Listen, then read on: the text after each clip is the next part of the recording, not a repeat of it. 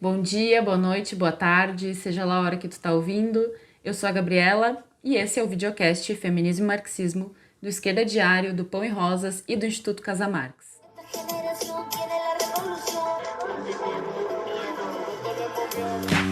Como o capitalismo molda as nossas relações e as nossas emoções, como em meio a um mundo tão hiperconectado, os diagnósticos de ansiedade, de depressão vêm cada vez mais crescendo.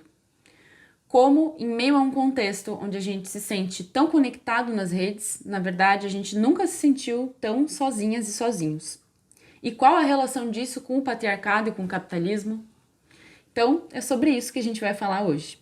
Antes de começar, eu não poderia deixar de fazer aqui uma forte saudação à luta do povo palestino, que vem resistindo bravamente aos ataques do Estado genocida de Israel há muitos anos, e queria também aqui dedicar esse episódio a todas as crianças, todas as mulheres, todos os homens, trabalhadoras, trabalhadores palestinos, e também aos trabalhadores e à população italiana que se organizou numa greve geral com mais de 2 milhões de pessoas nas ruas em apoio à luta do povo palestino. E queria aqui também dedicar a todos os ativistas da Global Tzmut Flotilha, que foi em busca de abrir um cerco em Gaza, né, furando o cerco humanitário imposto pelo Estado de Israel, que foram interceptados em águas internacionais, mas que essa flotilha é a demonstração da solidariedade internacional hoje que cerca a faixa de Gaza. Então, também queria aqui dedicar a todas as crianças palestinas, né? Passou aí o Dia das Crianças, dia 12 de outubro, e acho que a gente aqui no videocast, assim como no Pão e Rosas, luta por uma sociedade onde as crianças palestinas, assim como todas as crianças, possam viver e correr livremente das bombas e de toda essa sociedade de exploração e de opressão. E bom, indo para o episódio de hoje a gente vai falar um pouquinho, investigar um tema que tem sido bastante comentado, e inclusive em setembro ele volta à tona, que é a questão da solidão. E para falar sobre isso, a gente vai passar por algumas discussões como sobre o que é a definição de solidão, como é essa experiência, que é uma experiência, na verdade, coletiva, e como ela se relaciona com o modo de produção capitalista e, claro, se é possível transformar a forma como a gente se relaciona. Bom, hoje a depressão e a ansiedade são consideradas epidemias em saúde. E isso nos leva a pensar numa questão que é como é que hoje a gente vive num mundo tão ultraconectado, onde o tempo e a distância são tão comprimidos, mas ao mesmo tempo a gente nunca se sentiu tão só. A questão é que as redes sociais no capitalismo nos bombardeiam de informações, de propaganda, de ideologia e cria essa ilusão, na verdade, de que a gente está muito próximo, mas ao mesmo tempo nos distancia das pessoas e das relações reais, porque consome o nosso tempo livre, precarizando as nossas relações, precarizando o nosso trabalho, nos impondo jornadas extenuantes com escala 6x1, com jornadas duplas e triplas, inclusive para mulheres também. Ou seja, cada vez mais nos tiram as condições de aprofundar laços reais entre as pessoas e tentam preencher essa lacuna, esse vazio, com conexões momentâneas, superficiais, com produtos. E o problema, na verdade, é que a solidão e a depressão, e a ansiedade também, se tornaram problemas tamanhos que, inclusive, alguns setores da burguesia estão preocupados que isso possa ser, de alguma maneira, um entrave e de que possa afetar, de alguma forma, também a produtividade e os lucros. Em 2024, o Ministério da Previdência Social divulgou o dado de que naquele ano aconteceram quase 500 mil de afastamentos de pessoas do trabalho por doença, sendo que grande parte desses afastamentos foi por motivo de saúde mental. Comparado ao ano anterior, de 2024, tem um aumento de 68% nos pedidos de licença no INSS por motivos de saúde mental, que é um marco na série histórica de 10 anos. E a maioria dessas pessoas, 64%, são mulheres de até 41 anos. O Brasil, por exemplo, ele é o país da América Latina com maior prevalência de depressão, de acordo com o relatório Depressão e Outros Transtornos Mentais da OMS. E nas Américas, o Brasil perde apenas para os Estados Unidos. Esses dados todos que eu trouxe, eles mostram um pouco a contradição que é a gente viver num mundo que supostamente, né, estreita as relações entre as pessoas, mas que na verdade nos individualiza cada vez mais. E a verdade é que nós somos seres sociais. A gente precisa uns dos outros para sobreviver, para fazer qualquer coisa na nossa vida. Para nos alimentar, para nos deslocar. Só que ao mesmo tempo, esse sentimento de solidão, ele persiste. E bom, e o que o capitalismo tem a ver com isso, né? Bom, para começar, tem 2 conceitos chaves do marxismo que nos ajudam a entender como esse sistema molda as relações. Um deles é o fetichismo e o outro é a reificação ou coisificação. No Capital, do Marx, ele usa o termo fetichismo, que significa feitiço, né, esse termo, para mostrar como no modo de produção capitalista, as mercadorias aparecem para nós como se fossem entes próprios, quando na verdade elas escondem relações sociais que estão por trás delas. Ou seja, fica parecendo que no capitalismo as coisas se relacionam entre si, na troca, na circulação, e não as pessoas se relacionam entre si. E isso é fundamental para a produção das mercadorias, né? A relação entre as pessoas é fundamental para produzir qualquer coisa.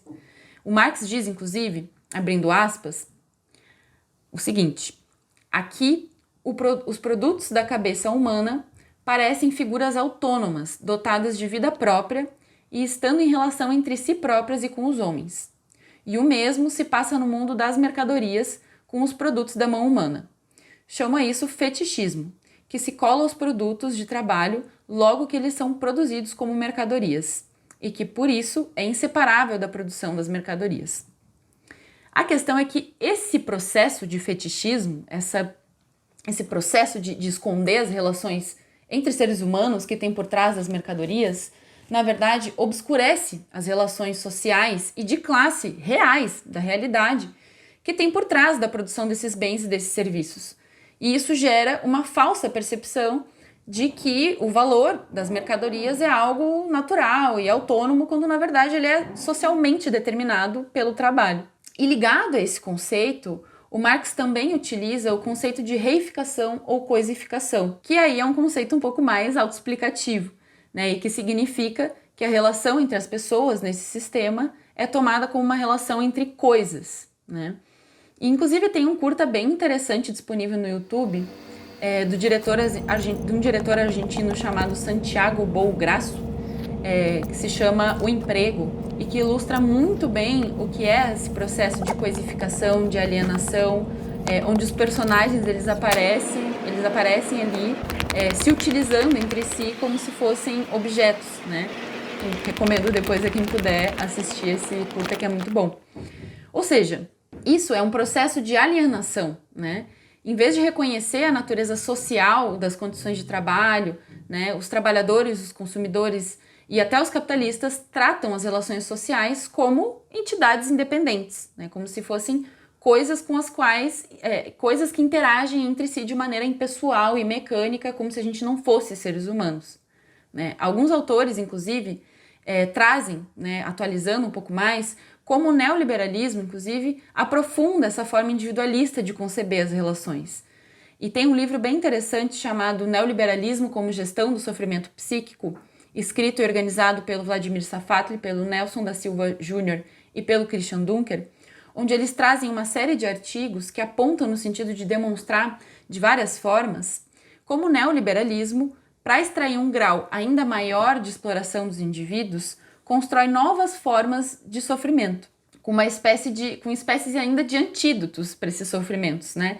Então daí vem manuais de autoajuda, né? Os coachings da vida, que agora tá bombando, enfim, tem um monte. E todo o discurso empresarial que se referencia aos seres humanos como se fossem pequenas empresas, né? Então a gente é empreendedor de nós mesmos e se alguma coisa dá errada, se a gente falha, é a nossa própria responsabilidade, né?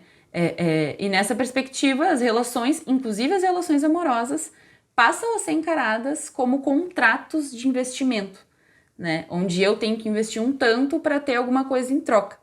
E a questão é que dessa forma, o neoliberalismo ele cria uma nova política de sofrimento, segundo esses autores, através dos mecanismos de controle, né, de vigilância entre os colegas, de competição entre os setores, de individualização do fracasso e do erro. Então, aquilo que eu falei, se alguém erra, é a culpa dessa pessoa unicamente, e que isso gera medo, gera um antagonismo entre as pessoas, né? E isso, na verdade, significa um triunfo do Estado capitalista que consegue controlar a população e a classe trabalhadora por esse mecanismo das relações sociais. Então é bastante interessante a gente pensar esse aspecto, né? Inclusive, a própria psicologia sofre transformações com a reorganização econômica sob o neoliberalismo, né? Com os padrões de avaliação e gerenciamento de conflitos próprios do universo da administração de empresas, né? Psicologia entrando muito nesse âmbito empresarial também, de gestão de pessoas, né? Orientando práticas clínicas com as técnicas de inteligência emocional, né? De capital humano, no que o próprio Dunker, o Safatli e o Júnior chamam de psicologização das relações sociais. E nesse mesmo livro também, os autores eles evidenciam ali uma tese que vai no sentido desse estudo, que é que o neoliberalismo não é somente um modelo socioeconômico, um modelo econômico, né? Mas também é uma forma de gestão das relações sociais a serviço desse modelo econômico, né? Baseada na noção de liberdade individual, né? E que consiste na generalização irrestrita de uma forma de propriedade que encontra essas raízes na noção liberal da liberdade, né? E não na noção de liberdade como uma liberdade coletiva, né? E sim numa liberdade individual, aquela velha ideia de a minha liberdade acaba onde começa a liberdade do outro. Onde, na verdade, nós comunistas, a gente acredita que a liberdade ela é a liberdade coletiva de todos os seres humanos, né? Fora desse sistema de exploração que limita as nossas relações e limita a nossa liberdade, né? Outro argumento interessante que os autores eles trazem para a gente entender a forma como o sistema econômico normatiza a vida e as ideias de uma sociedade é que, a partir da ascensão do neoliberalismo ali da década de 70, tem um processo de mudança e de reformulação da gramática do sofrimento psíquico, por meio da hegemonia do Manual Diagnóstico e Estatístico de Transtornos Mentais 3, o DSM-3, que é uma publicação, né? O DSM ele é uma publicação da Associação Americana de Psiquiatria, que fornece critérios diagnósticos e informações sobre os transtornos mentais. E essa terceira edição, ela traz a reconstrução de categorias clínicas, representando um marco significativo na história da psiquiatria e na classificação dos transtornos mentais, com o apagamento das neuroses para a padronização do que seria um comportamento depressivo, principalmente nos critérios que afetam a produção, né, a produtividade. Então, a evolução das edições do DSM, na verdade, elas também demonstram que o diagnóstico para os transtornos depressivos são bastante comportamentais, na verdade, e muito ligados ao quanto esses critérios afetam o funcionamento social do indivíduo na produção capitalista. Então, alguns dos critérios diagnósticos da depressão maior, por exemplo, conforme o DSM-5, são fadiga ou perda de energia quase todos os dias, sentimento de inutilidade ou culpa excessiva ou inapropriada quase todos os dias. Enfim, não é coincidência justamente que as atribuições comportamentais de um trabalhador devam ser o oposto dessas categorias, né? Dessas características. Então, tem que se sentir disposto, tem que se sentir produtivo, né? Ou seja, esses diagnósticos eles passam a ser descritos como uma série de comportamentos desviantes de um padrão. E esses desvios eles são preocupantes não porque eles fazem mal para a saúde mental das pessoas, e sim porque eles atrapalham a produção, né? Vejamos, por exemplo, um estudo feito pela OMS sobre a depressão e ansiedade que coloca que cerca de 12 bilhões de dias úteis são perdidos globalmente todos os anos devido a essas condições, o que representa, por exemplo, uma perda de $1 trilhão por ano, né? Então, os caras estão preocupados com quanto que eles perdem de dinheiro com o adoecimento das pessoas, né? E não de fato com a qualidade de vida, com o quanto as pessoas são felizes ou quanto elas veem sentido no que elas fazem, né? Ou seja, o capitalismo ele é um sistema tão irracional que ele nos adoece de tanto produzir, nos privando de ter tempo livre com as pessoas que a gente gosta, mas ao mesmo tempo esse adoecimento começa a se converter num problema para a própria produção capitalista. Tanto que a própria burguesia começa supostamente, né, se preocupar com a saúde mental dos trabalhadores. E aí a gente vê uma série de iniciativas de algumas empresas para promover, supostamente, né, a saúde mental. Então a gente vê, por exemplo, na Google, na Microsoft, existem programas de apoio ao trabalhador. Em outras empresas a gente vê, por exemplo, durante o Setembro Amarelo, né, palestras, mentorias, treinamentos, workshops sobre como gerenciar o seu estresse no trabalho, como gerenciar o seu tempo e suas tarefas para ser mais produtivo, né? Só que tudo isso, na verdade, não passa de uma garantia para que esses trabalhadores produzam o máximo que eles puderem sem perder tempo, né? Sem ficar improdutivo, sem ficar lento, né? Sem ficar indisposto, porque o adoecimento mental, né, ele leva a uma menor disposição, né, e tudo mais. É irônico, inclusive, né, como essas empresas, nos 12 meses do ano, não estão preocupadas com a saúde mental dos trabalhadores, né? Exploram até não poder mais. Com escala 6x1, com terceirização, com metas absurdas, né? Inclusive no telemarketing, muito, né, adoecedor também por conta dessa quantidade de metas absurdas impostas aos trabalhadores, né? E aqui, claro, não estou fazendo uma contra-campanha, né, de saúde nem nada, muito pelo contrário, eu acho fundamental a gente falar sobre saúde mental, né? Só que é importante a gente ser crítico quando essa suposta preocupação vem justamente da fonte do nosso adoecimento, né? Vem justamente das chefias, né, das empresas, enfim. Porque se estivessem de fato preocupados com a nossa saúde, com o nosso adoecimento, não iam nos impor escalas absurdas, extenuantes, né? Não iam roubar o nosso tempo livre para a produção de trabalho excedente, né? E aqui a gente não está falando de um caráter moral, né, do burguês, do que é do mal, enfim, e que quer que a gente adoeça, né? Mas o capitalismo, na verdade, tem na sua gênese que é um sistema que produz a solidão, né, que produz o individualismo e que nos aliena da nossa capacidade de transformar a natureza, né, que rouba o nosso tempo de vida, o nosso tempo com as pessoas.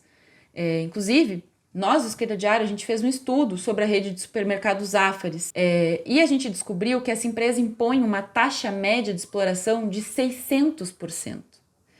Essa taxa ela foi formulada pelo Marx, esse cálculo, né? Porque ele para mostrar quanto de tempo e de valor é roubado do trabalhador pelo capitalista, sendo a relação entre a mais-valia, que é a diferença entre o que o trabalhador recebe e o que ele produz, e o salário pago, né? Então, isso significa no Zafari que a cada R$ 1 que o trabalhador ganha no salário dele, R$ 6 vai direto para o bolso do patrão. Mas a gente tem que lembrar também, né, que para a teoria do valor do Marx, o valor representado no nosso sistema, né, na forma de moeda, é nada mais do que o tempo, né? É o nosso tempo de trabalho, é o tempo de trabalho socialmente necessário para produzir alguma coisa. Ou seja, o valor das coisas, em última instância, é o nosso tempo de vida, né? E se a gente converte essa taxa de 600% do Zafari, né, em tempo, isso significa que se a gente toma uma jornada de trabalho de 8 horas diárias, em 1h09, um trabalhador do Zafari paga o seu salário já. E nas restantes 6 horas e 51 minutos, ele está produzindo somente para o lucro do seu patrão, que é um tempo que poderia estar com as pessoas que gosta, que é um tempo que poderia estar, sei lá, aprendendo algum instrumento, poderia estar desenhando, poderia estar lendo alguma coisa, estudando alguma coisa que quer, poderia estar tomando um sol, mas não, né? Tem que estar produzindo e vendendo a sua força de trabalho para enriquecer o seu patrão. Agora a gente então, né, vivemos tudo isso, pensemos na relação da solidão, do adoecimento mental e de tudo isso que a gente falou até agora com o patriarcado, né? Não tinha como aproveitar o meu filho. Eu perdi ele engatinhar. Isso me cortou, assim. A fala dessa trabalhadora que falou para nós na nossa entrevista é bastante ilustrativa para o que a gente quer dizer aqui, né? Dentro desse sistema capitalista, onde as mulheres são relegadas a duplas e triplas jornadas, a solidão não é uma opção, né? E sim é uma imposição. Ao mesmo tempo que para as mulheres é relegado o trabalho reprodutivo, de cuidado dos filhos, de reprodução da força de trabalho, e inclusive a gente tem um episódio aqui no podcast do Feminismo Marxismo bastante bom sobre o trabalho reprodutivo, esse tempo despendido para as atividades da esfera privada no lar, ele é totalmente consumido para a reprodução da força de trabalho. E não para desfrutar das nossas relações, para aprofundar laços de confiança e companheirismo, né? A realidade, na verdade, é que, ao capitalismo incorporar as mulheres na esfera do trabalho produtivo, o capitalismo cria, na verdade, uma dupla jornada, porque não libera as mulheres do trabalho não pago feito no lar, né? Então isso cria, na verdade, para as mulheres uma maior dificuldade ainda e um maior sentimento de individualização, de solidão, né? Porque ao mesmo tempo que ela precisa trabalhar fora, precisa trabalhar também dentro de casa, precisa lavar roupa, precisa cozinhar, enfim, um sentimento de cansaço, né, constante, e muitas vezes acaba perdendo coisas significativas da vida e muito valorosas, como, por exemplo, ver um filho aprender a engatinhar, aprender a andar, né? O David Vincent, que é um historiador, publicou em plena pandemia um texto chamado Uma História sobre a Solidão. Nesse texto, ele fala sobre como a solidão escolhida, né, conectada com a contemplação ou com a criatividade, pode ser interessante, né? A questão é que ele ressalta que a solidão pode ser positiva, por exemplo, para um poeta de classe média, mas ela não é positiva para uma mulher pobre, negra, trabalhadora, por exemplo, que tem filhos para cuidar, né? A Andrea Datri tem um episódio muito interessante que se chama O Sexo dos Relógios, do programa Com Outros Olhos, do La Esquerda Diário, onde ela traz uma reflexão muito boa sobre a relação da exploração do trabalho, do tempo livre e da qualidade de vida. Ela diz no programa que hoje, com o desenvolvimento da ciência, da tecnologia, permitiria que a gente alcançasse um nível tão alto de produtividade do trabalho que cada vez menos tempo, na verdade, seria necessário para fabricar um mesmo produto, né? Só que isso, infelizmente, na sociedade capitalista, mesmo com o avançar da ciência e da tecnologia, não significa mais tempo livre para os trabalhadores, né? Então, quem que está ganhando com isso? Agora vamos imaginar aqui, né, que todo o trabalho assalariado se repartisse equitativamente entre as pessoas adultas, sem distinção de gênero, partindo de uma média salarial que cobrisse os gastos de uma cesta básica, por exemplo. Quem hoje não tem emprego poderia passar a trabalhar. Quem hoje precisa trabalhar muitas horas extra para pagar o seu gasto básico poderia diminuir o seu tempo de trabalho absurdamente, mantendo, né, as suas condições de vida. Se isso acontecesse, quanto tempo livre nos sobraria para além do trabalho? Agora a gente imagina aqui que parte desses milhões de postos de trabalho criados com isso se destinassem, por exemplo, a transformar em grande medida o trabalho doméstico, em ocupações assalariadas, com serviços sociais públicos, por exemplo, com milhões de homens, mulheres que poderiam trabalhar na construção de bairros sustentáveis, poderiam resolver o problema da falta de moradia, por exemplo, que é um problema social muito, muito grave, e poderiam organizar a expansão de obras de redes de água, de esgoto, de eletricidade, de gás, poderiam construir escolas, hospitais, com uma planificação urbana e radical, racional, das cidades e que fosse, assim, em harmonia, né, com o meio ambiente. Se poderia organizar, por exemplo, restaurantes com menus econômicos, restaurantes públicos ou a baixo custo, né, lugares desportivos, clubes, centros culturais de acesso livre e gratuito para a população, né, para que a população tivesse acesso, de fato, à arte. Dessa forma, né, libertando mais horas do nosso tempo livre, da exploração do trabalho, a gente poderia expandir novas formas de sensibilidade e de afeto no cuidado com a gente mesmo e com os outros, né? A gente disporia de mais horas para descansar, para o ócio, para desenvolver vínculos reais e profundos que a gente desejasse, sem a restrição e limitação que hoje a falta de tempo nos impõe, né? Por isso, por exemplo, que nós, do Esquerda Diário, do Movimento Revolucionário dos Trabalhadores, do Pão e Rosas, a gente luta tão profundamente contra a escala 6x1, né, pela redução das horas de trabalho para 30 horas semanais, sem redução salarial, e que é uma luta que vem sendo levada há alguns anos já e que precisa ser imposta de baixo para cima, né, uma luta, inclusive, nas quais as centrais sindicais precisam mobilizar suas bases para além de plebiscitos, né, e de fato erguer um plano de lutas concreto para impor a redução dessa jornada de trabalho, sem redução salarial, junto da revogação de todas as reformas e também do arcabouço fiscal, né? E bom, para analisar um outro aspecto também de como o patriarcado e o capitalismo moldam as nossas relações e a nossa subjetividade, vamos resgatar aqui uma revolucionária bastante especial, que também a gente tem um episódio dela aqui no Feminismo Marxismo, que é a Alexandra Kollontai. Na obra da Alexandra Kollontai, A Nova Mulher e a Moral Sexual, ela traz uma crítica bastante forte ao lugar que a mulher é colocada na sociedade burguesa e como isso cria uma psicologia atrasada de classe, né, onde a gente é impelida a eternamente buscar uma satisfação emocional no outro, né? As mulheres são sempre empurradas para isso, né? Inclusive hoje os filmes, né, e toda a ideologia burguesa reforça muito esse lugar também.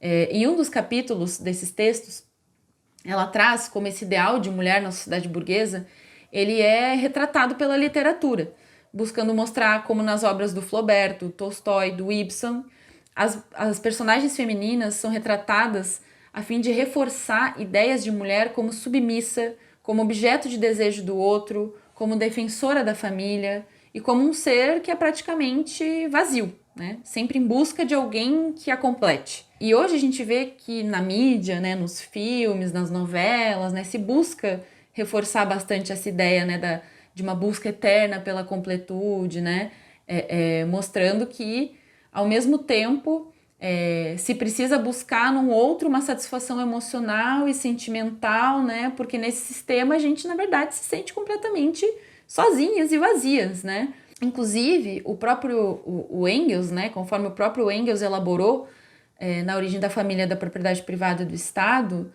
a concepção do que hoje se entende por amor é bastante em base a uma ideia de amor romântico, né, criado para sustentar a ideia do casamento monogâmico, que é um pilar fundamental da propriedade privada e da estrutura patriarcal, tão funcional ao capitalismo. E essa ideia aprofunda a solidão, na verdade, e o sofrimento, né? Porque ela reforça uma ideia de um casal que se isola dos outros vínculos sociais para viver dentro de uma vida conjugal isolada dos outros, né? E as pessoas dessa forma tendem a abandonar a si mesmas, tendem a abandonar os seus interesses para viver em torno de um outro, e os laços são fechados, são privados, né? São longe de uma ideia de solidariedade mais ampla nas relações e inclusive nos próprios sentimentos, né? Mas aí a Kollontai, ela vai mais longe e, em meio ao fervor e explosão criativa e criadora da Revolução Russa, ela pensa justamente como essa solidão e esse vazio imposto pela sociedade capitalista patriarcal pode ser combatida por uma outra lógica das relações baseado num outro sistema econômico e político. E aí ela cria um conceito muito interessante, que é o conceito de amor camarada, que tem como base a horizontalidade nas relações, sem subordinação econômica ou emocional ou social, que tem como base a empatia, a cumplicidade, a camaradagem, a solidariedade mútua entre os camaradas. E é importante reforçar aqui que ela traz essa ideia não como uma forma de vínculo somente entre duas pessoas, mas sim entre uma comunidade de seres humanos, né? E que se importam uns com os outros, rompendo com esse fetichismo, com essa coisificação das relações, né, da alienação e muito longe desse individualismo burguês capitalista. Tem um trecho de um poema chamado Amor, do Vladimir Mayakovsky, que foi um poeta da Revolução Russa, que para mim ilustra bastante o significado desse tipo de vínculo que os bolcheviques queriam criar, um vínculo de fato de solidariedade, né? E que é o seguinte, esse trecho. Ele diz assim: para que o dia que o sofrimento degrada não vos seja chorado e mendigado, e que ao primeiro apelo, camaradas, a tenta se volte a terra inteira, para viver livre dos nichos das casas, para que doravante a família seja, o pai pelo menos o universo, e a mãe pelo menos a terra. Ou seja, não é uma concepção de que se a gente está sofrendo, então a gente tem que sofrer calado e, enfim, não ter com quem conversar. É uma concepção, de fato, de solidariedade, de um vínculo social entre as pessoas muito profundo, onde se um tem um problema, se um está com alguma questão e precisa, né, de um vínculo, precisa de uma conversa, de algo que se fortaleça, né, que seja uma preocupação de toda a sociedade, né? Então, acho isso muito profundo no que ele traz, né?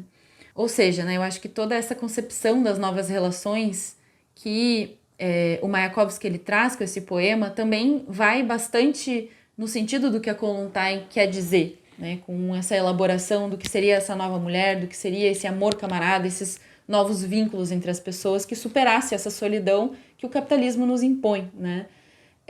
Então essa nova mulher para Kollontai seria uma mulher que trabalha, que participa da vida pública e política, que não é prisioneira do casamento ou do amor romântico idealizado, né? E que procura o amor camarada, né? Não para se salvar da solidão, mas para compartilhar a vida com um igual, né? Com um companheiro de luta ali, sem abrir mão de si mesma. Inclusive, que essa relação seja uma relação por meio da qual ela consiga levar até o final as suas vontades, seus desejos, seus ímpetos criativos, né?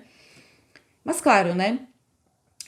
Que a Kollontai, como toda bolchevique, coloca a necessidade dessas transformações se darem a partir de um processo de transformação da sociedade de classes, né? Mudando o sistema econômico baseado na propriedade privada para daí sim poder libertar todas as relações da miséria subjetiva e objetiva que o capitalismo nos impõe, rumo a um sistema organizado racionalmente por quem produz ele, né? Onde a gente possa desfrutar do nosso tempo livre para aprofundar os nossos vínculos de solidariedade mútua, para explorar ao máximo a nossa capacidade criativa e a nossa capacidade humana.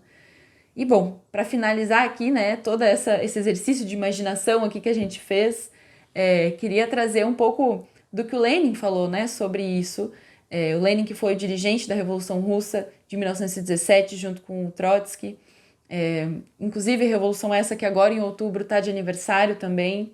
E ele traz o seguinte: é preciso sonhar, mas com a condição de que a gente acredite nos nossos sonhos, de examinar a vida com atenção e de confrontar a nossa observação, os nossos sonhos, e realizar escrupulosamente a nossa fantasia.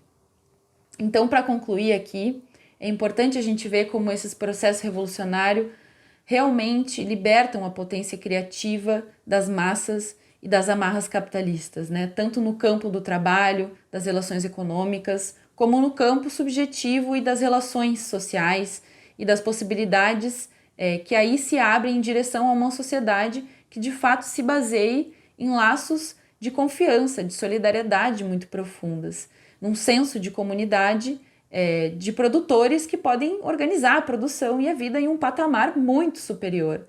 Então, esse embrião do que a gente quer construir uma sociedade comunista se expressa hoje, por exemplo, nos trabalhadores italianos que cruzaram seus braços diante do genocídio em Gaza, dizendo que bloquearam tudo, né, em apoio à luta palestina e contra o seu governo cúmplice do sionismo. Isso se expressa também nos estudantes que ocuparam suas universidades em apoio à luta palestina e contra as relações das universidades com essas empresas sionistas.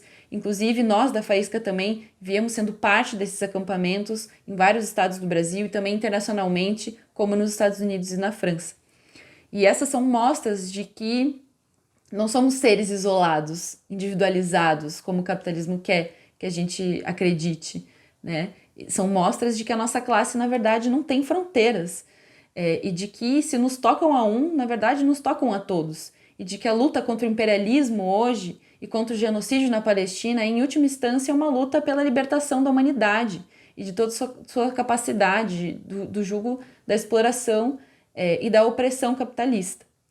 Esse foi, então, o episódio de hoje para a gente fazer uma reflexão sobre a solidão, sobre as relações sociais, sobre como isso atravessa profundamente uma luta anticapitalista por uma nova sociedade e hoje, mais do que nunca, pela Palestina livre, contra o imperialismo, em defesa das crianças palestinas e por uma sociedade onde a gente viva de fato livre da exploração, da opressão e que a gente possa constituir relações profundas e verdadeiras, né? Então, esse foi o episódio, espero que tenham gostado, que tenham curtido, curtam, comentem, mandem sugestões, e é isso.